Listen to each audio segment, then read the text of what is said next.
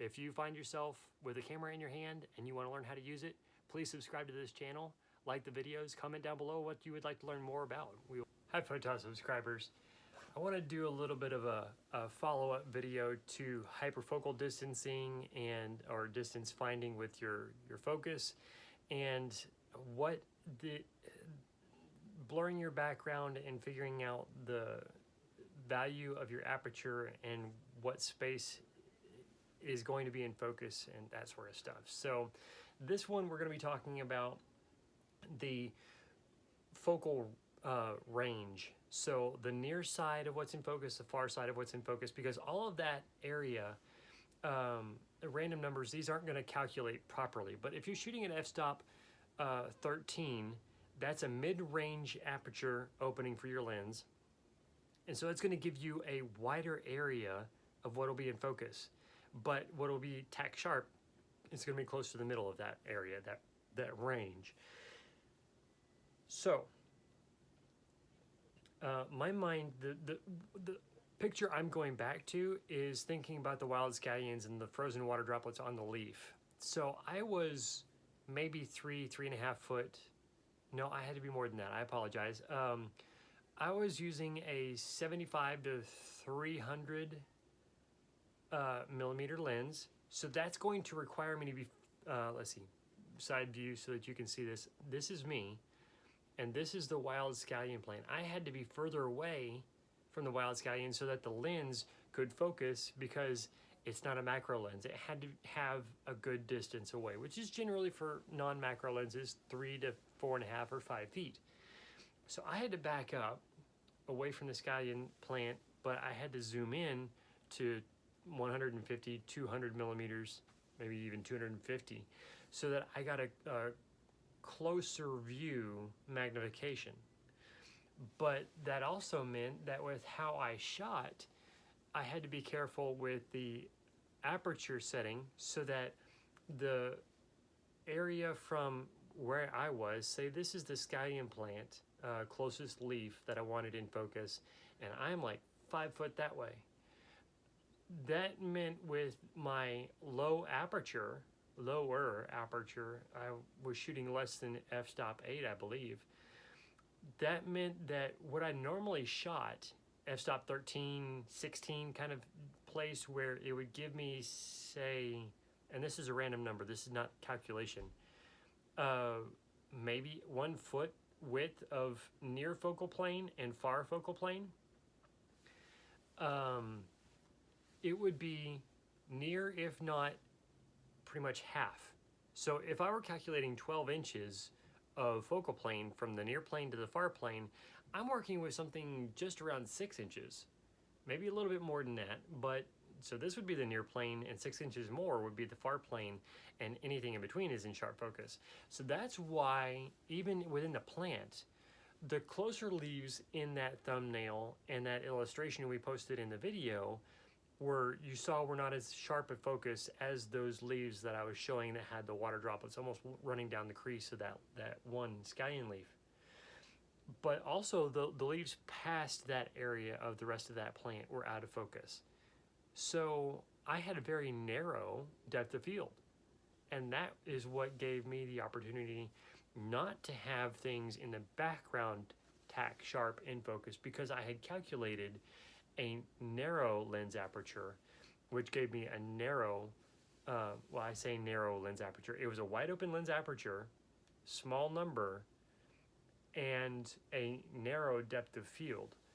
And we can get into the discussion on how that is and why. The science behind the wide open aperture is the smaller depth of field for focus.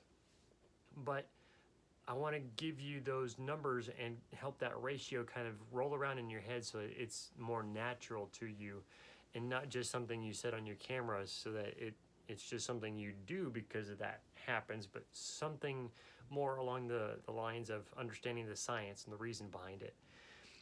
The help I want to give you through PhotoPill's website is in that website of their depth of focus table, which I'll give you that link here again, which is www.photopills.com calculators/DOF-table.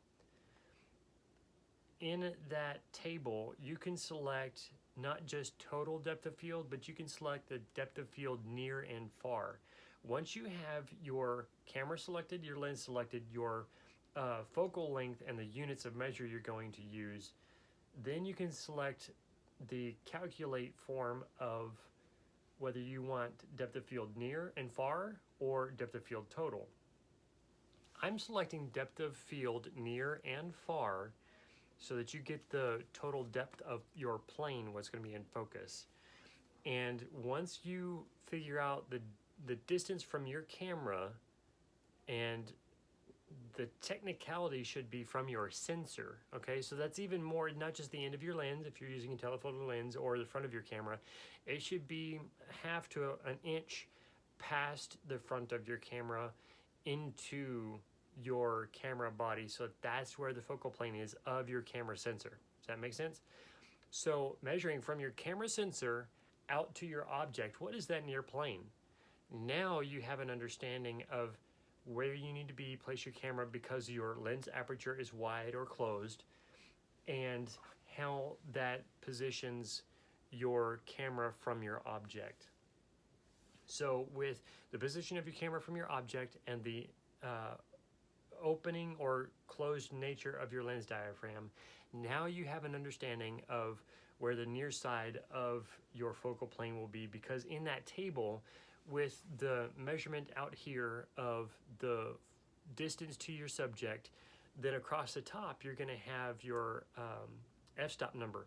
So that's going to be the opening or closed nature of your lens aperture, and then following those two from whatever you choose out here, however distant you are from your subject to your f-stop, you follow those, or excuse me, my brain isn't working. You follow those two. Yeah, I'm moving this one over here.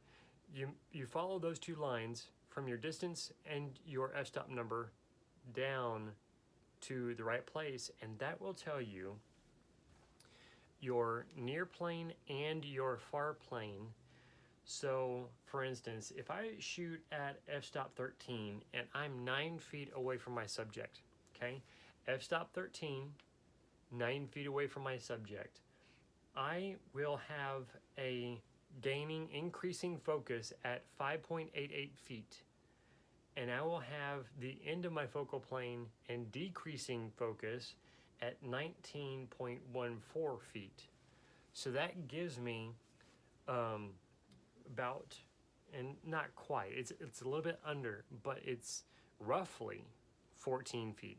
So let's calculate that to be 13 and a half feet, so that we're not, or actually let's do 13 and a quarter feet, so that we're not running out of focal distance. If you are, say, shooting a wedding or family portrait, and you want to have this kind of narrowed focus, but you want a wide area, then you need to think about how to light that so that your ISO, your shutter speed, are working together in harmony with the ISO, or excuse me, the aperture, and you know where to place your closest subject of that event that you're shooting, family portraits, wedding, whatever, and how far away you can place the furthest subject or object. So thank you so much for watching. We appreciate your subscription. If you are not a subscriber, we would ask that you consider watching and subscribing to the channel. We appreciate you viewing this video. Please comment below anything that this video has helped you think about, figure out, or the content that we've given in the PhotoPills website. We hope that it's been a help to you and that it increases the value of your photography. Thank you so much for watching. And again, we appreciate your thinking about subscription and your subscription if you have already subscribed. Y'all have a blessed day. Thank you so much.